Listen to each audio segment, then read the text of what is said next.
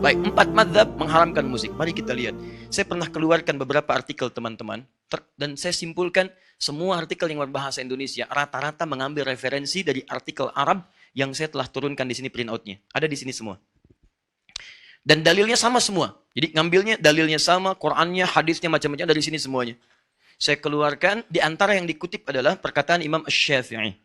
Disebut di situ di jilid yang keempat, halaman 92. Disebut kalimat Imam Asy-Syafi'i dan dengan kalimat kias yang luar biasa.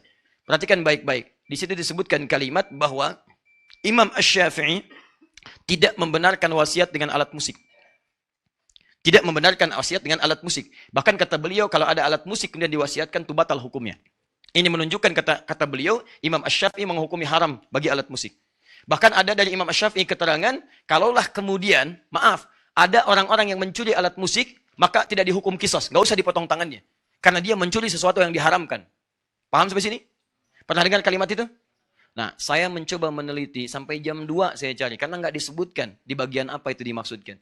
Dan itu yang menyalin juga beberapa kalangan. Ada yang gelarnya cukup tinggi. Ada yang sampai PhD dan sebagainya. Ada yang sebagian pernah juga mentahdir saya dan seterusnya. Nggak ada masalah. Terus kita kumpulkan. Kemudian kita keluarkan. Saya sampai bilang kepada staf kami, tolong berikan, cari buku Al-Um. Karena di situ disebutkan Al-Um. 9 jilid kita buka, setiap jilidnya ditemukan jilid yang keempat. Kita cek dalam kitabnya apa yang terjadi. Ternyata saya punya keyakinan kuat. Yang bersangkutan belum tentu melihat isi kitabnya. Karena yang dimaksud di kitab itu bukan hal yang disampaikan oleh yang bersangkutan. Yang dimaksudkan pembahasan lain dalam konteks berbeda, tapi kalimatnya dipotong. Sehingga salahlah kesimpulan yang ada. Contoh, saya bukakan jilid yang keempat halaman 123. Mungkin beda cetakan. Di cetakan yang dimaksudkan dituliskan halaman 92. Saya cek halaman 92, ternyata tidak ada kalimatnya. Baik. Lihat baik-baik ya. Bab ma yajuzu minal wasiyah fi halin wa la yajuzu fi halin ukhra. Bab ma yajuzu minal wasiyah, ma yajuzu minal wasiyah fi halin wa la yajuzu fi ukhra. Bab tentang wasiat pada satu hal yang unik sifatnya. Keadaan tertentu boleh, keadaan tertentu tidak boleh. Jadi ada benda yang diwasiatkan untuk ahli waris. Benda ini unik sifatnya. Dia saat yang bersamaan bisa diwariskan, bisa tidak diwariskan. Apa di antara pembahasan yang dibahas ini? Banyak. Ada wasiat tentang pemberian anjing. Ada. Anjing apa hukumnya? Dalam mazhab Syafi'i itu haram mutlak. Dalam mazhab Syafi'i. Haram mutlak. Ya, najis aini. Najis aini. Jadi kalau disentuh pun Anda mesti cuci tangan. Ya, cuci tangannya 7 kali. Salah satunya menggunakan apa? Baik. Nah, yang paling menarik setelahnya pembahasan tentang warisan menggunakan alat-alat musik. Dicontohkan langsung di sini, misalnya yudrabu bihi, yang sering dipukul, misal seperti rebana. Dan kemudian alat-alat musik yang dipetik. Ya, kalau sekarang gitar dan semacamnya. Teman-teman, apa kalimat Al-Imam Asy-Syafi'inya? Dipotong kemudian jadi kalimat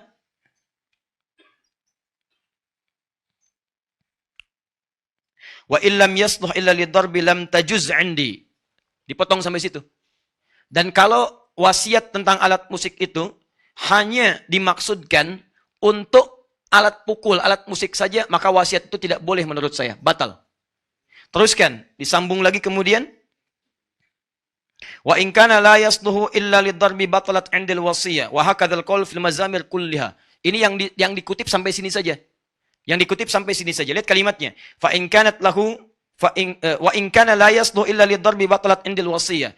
Kalau wasiat itu dimaksudkan alat musik yang biasa dipukul, kalau terjemahannya dipotong, maka maknanya berubah. Kalau yang diwasiatkan itu adalah alat musik yang biasa dipukul, maka menurut saya hukumnya batal wasiat, kata Imam Asy-Syafi'i. Kata beliau ingin mengatakan, dialihkan potongan ini dengan terjemahan menurut yang menerjemahkan, dipahami kata Imam Asy-Syafi'i, kalau warisannya berupa alat musik, maka itu batal hukumnya. Ini menunjukkan alat musik itu hukumnya haram. Demikian kesimpulan yang menyampaikan hukum haram. Padahal di bab ini kalau dibaca keseluruhan, Imam Asy-Syafi'i membagi 2 alat musik yang diwasiatkan. Alat musik pertama, sama alatnya, sama-sama rebana. Tapi yang pertama dipukul untuk yang bermanfaat. Seperti motivasi orang pada kebaikan, konteks dulu untuk berperang. Perang jihad.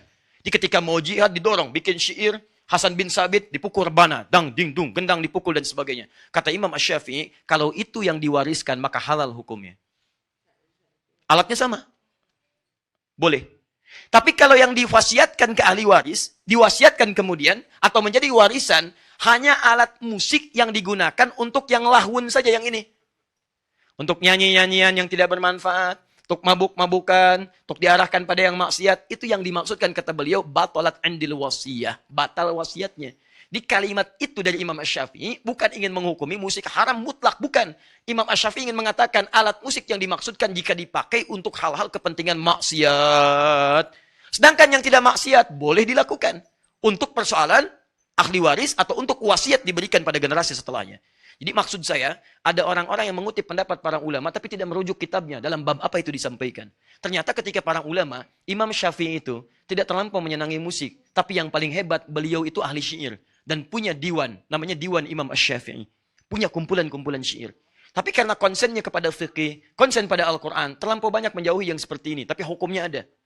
Di teman-teman, kalau Anda melihat para ulama mengatakan misalnya kalimat-kalimat, kami jauhi musik, kami tinggalkan musik, munculkan hadis-hadis yang tadi, pada umumnya walaupun mereka punya syair dan sebagainya, itu karena kebiasaan mereka dekat dengan Al-Quran dan dekat dengan hadis.